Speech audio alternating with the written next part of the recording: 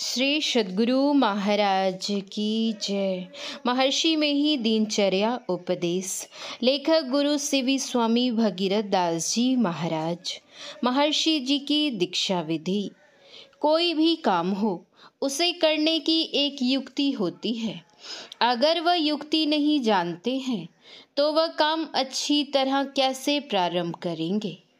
ईश्वर की भक्ति करने की युक्ति को दीक्षा विधि या भजन भेद कहते हैं। यह जो हमें बतलाते हैं वे हमारे आध्यात्मिक गुरु होते हैं और हम उनके शिष्य। लोगों को त्रैतापों से संतप्त देखकर संतों के हृदय में दया उमड़ने लगती है। इसीलिए वे उन्हें दुखों से मुक्त कराने के लिए ईश्वर भक्ति का रहस्य बताया करते हैं। हमारे गुरुदेव भी स्वयं किशोर युवक वृद्ध नर नारियों को, चाहे वे शिक्षित हों या अशिक्षित, नगर के हों या गांव के, निर्धन हों या धनी, समाज में सामान्य हो या उपेक्षणीय, किसान हो या राजनेता, स्वर्ण हो या अवर्ण, दीक्षा दिया करते थे।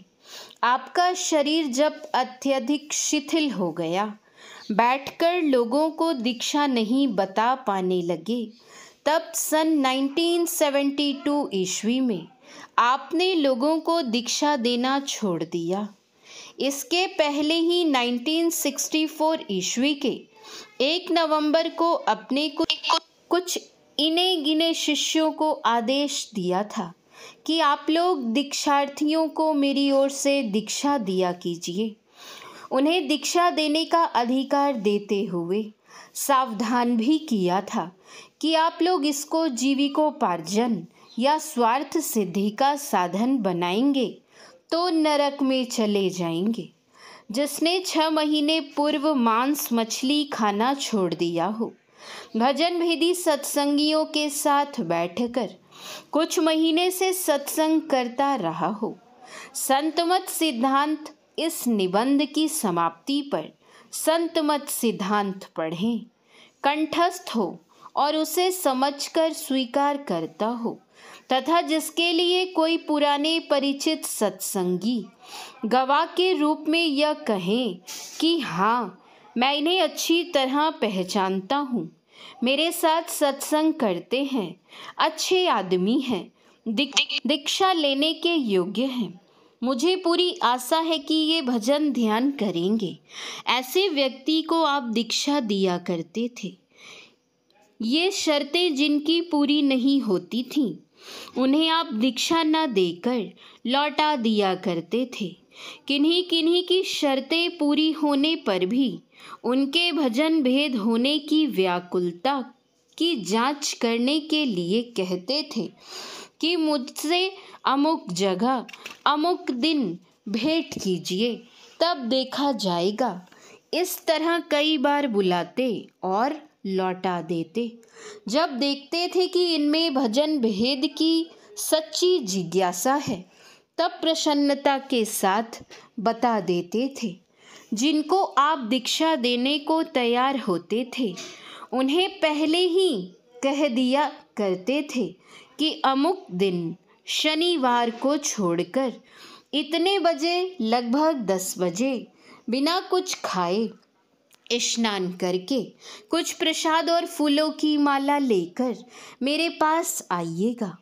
नियत समय पर नियत जगह पर ये दीक्षार्थी आपके कहे हुए ढंग से आकर शांत भाव से बैठते। आप स्नान आदि करके आते और इनके सामने अपने आसन पर बैठ जाते। अपने रजिस्टर में दीक्षार्थियों के नाम, स्त्री के पति का भी नाम, जाति, पेशा, धर्म, गांव, डाकघर, वाया, जिला लिख लेते थे और संतमत सिद्धांत ठीक से समझाकर निम्नलिखित प्रतिज्ञाएं कराते थे, जो आपकी बही में भी ऊपर लिखी होती थी। 1.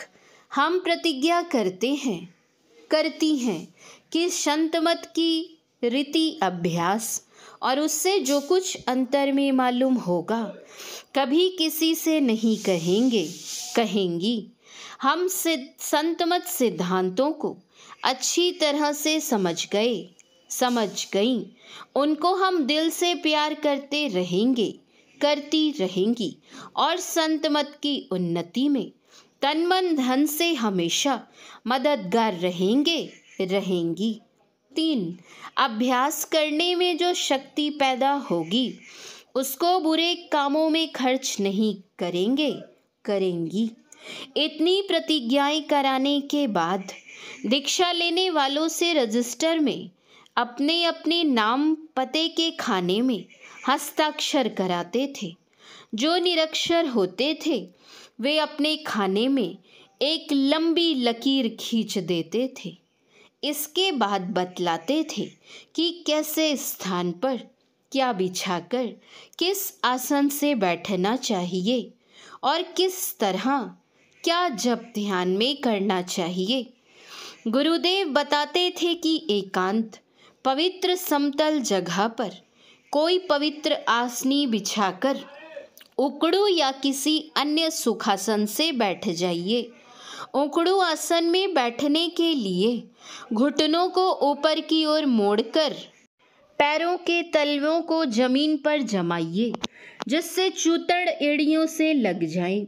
तत्पश्चात धड़ गले और सिर को एक सीध में रखकर घुटनों पर मुड़ी हुई केहुनियों को टिकाकर खुली पट हथेलियों को कनपटियों से सटाइए। चूतड़ के नीचे कोई आधार जैसे पतला तकिया आदि रख लीजिए। उक्त आसन से बैठ जाइए और आंखें बंद कर लीजिए।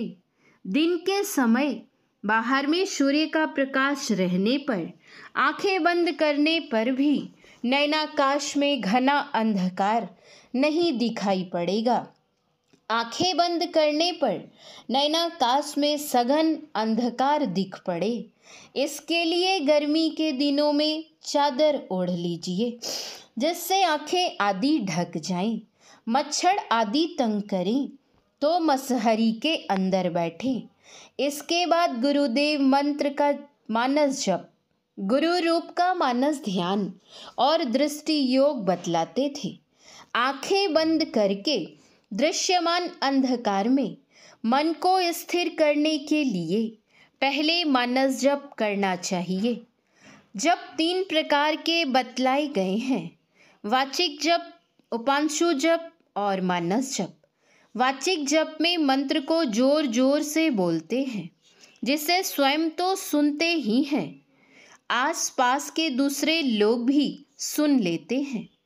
उपांशु जप धीरे धीरे बोलकर किया जाता है जिससे स्वयं अपने कान सुनते हैं, दूसरे नहीं। मानस जप मन ही मन किया जाता है। इसमें ओष्ठ जिह्वा आदि नहीं हिलते डोलते हैं। वाचिक जप से उपांशु जप 10 गुना और उपांशु जप से मानस जप भी 10 गुना श्रेष्ठ होता है। मानस जप जपों के प्राण कहा गया है। मानस जप करते समय अंट-सट विचार आवे तो उन्हें बारंबार हटाते हुए केवल जप के मंत्र की आवृत्ति करनी चाहिए। ऐसा बहुत देर तक करते रहने से सिमटे हुए मन में इष्ट के मनोमय स्थूल रूप देखने की शक्ति प्राप्त हो जाती है, अर्थात इष्ट के स्थूल रूप का मानस ध्यान करने की क्षमता प्राप्त हो जाती है। गुरुदेव बताते थे कि कुछ देर तक मानस जप करके देखें, हुए स्थूल रूप का मानस ध्यान करो, अर्थात जिनका नाम जपा जाए उन्हीं के स्थूल रूप का मानस ध्यान किया जाए। इसी को मानस ध्यान कहते हैं। मानस ध्यान में इष्ट के मनोमय स्थूल रूप पर कुछ काल तक दृष्टि स्थिर हो जाए तब शून्य ध्यान करना चाहिए। शून्य ध्यान को ही बिंदु ध्यान, दृष्टि योग आदि कहते हैं। दृष्टि योग में 10 दिशाओं उत्तर, पूर्व, पश्चिम, दक्षिण, इसके चारों कोण और ऊपर नीचे को छोड़कर गुरु निर्दिष्ट स्थान पर दृष्टि की दोनों धाराओं को एकत्र करने का यत्न बताते थे। इसे खोलकर बताने की गुरु आज्ञा नहीं है। जब दृष्टि की धारें एक जगह एकत्र हो जाती हैं तो ज्योतिर्मय बिंदु उदित होता है और साधक स्थूल जगत से सूक्ष्म जगत में प्रविष्ट हो जाता है। उसके लिए अंधकार नाम की कोई चीज नहीं रह जाती। उसके अंदर और बाहर प्रकाश ही प्रकाश रहता है। ऐसे साधक स्थूल संसार पर अधिकार प्राप्त कर लेते हैं। दिव्य दृष्टि प्राप्त हो जाने के कारण कहीं भी कुछ हो रहा है उसे प्रत्यक्षता देख लेते हैं। किसके मन में क्या क्या विचार हो रहा है, किसकी मौत कब होगी, आदि सब बातों की जानकारी हो जाती है।